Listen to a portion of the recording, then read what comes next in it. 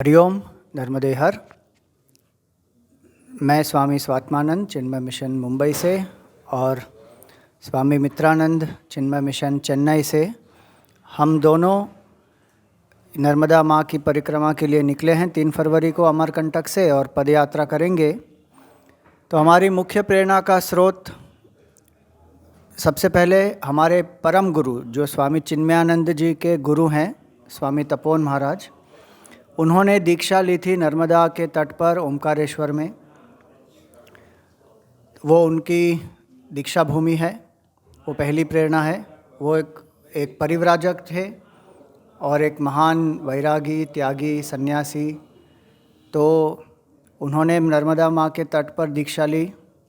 दूसरी बात, आदि शंकराचार्य जी की परंपरा में हम हैं। श्रृंगेरी मठ की परंपरा में हमारा संन्यास हुआ है।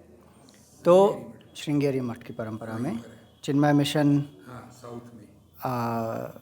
के जो भी सन्यासी हैं वो श्रृंगेरी मठ की परंपरा में आते हैं।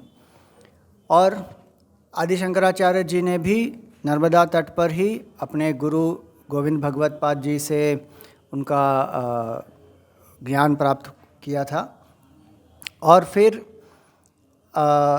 उन्होंने भी जो नर्मदाष्टकम स्वयं लिखा हुआ है। तो हमारी प्रेरणा के जो स्रोत हैं आदि शंकराचार्य जी, और उनकी एक बहुत बड़ी प्रतिमा भी आ रही है ओमकारेश्वर में, जो आचार्य शंकर सांस्कृतिक न्यास जो है और मध्य प्रदेश सरकार के द्वारा एक 108 फीट की एक बड़ी प्रतिमा बन रही है।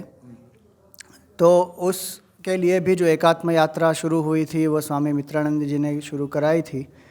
तो हमारा यही संकल्प है कि माँ नर्मदा के तट पर हम परिक्रमा करें।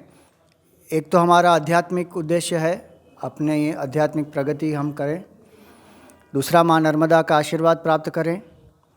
तीसरा, माँ नर्मदा केवल एक ऐसी माँ है जिनकी परिक्रमा की जाती है। बाकी कोई नदी की परिक्रमा पूरे देश में, पूरे दुनिया में नहीं की जाती। इसलिए नर्मदा जी हमारे लिए एक नदी नहीं है, वो हमारे लिए माँ हैं। चौथी बात, ये त्याग संन्यास की भूमि है। माँ नर्मदा की भूमि जो है, हाँ, ये ज्ञान, त्याग और संन्यास की भूमि है और हम सन्यासी हैं।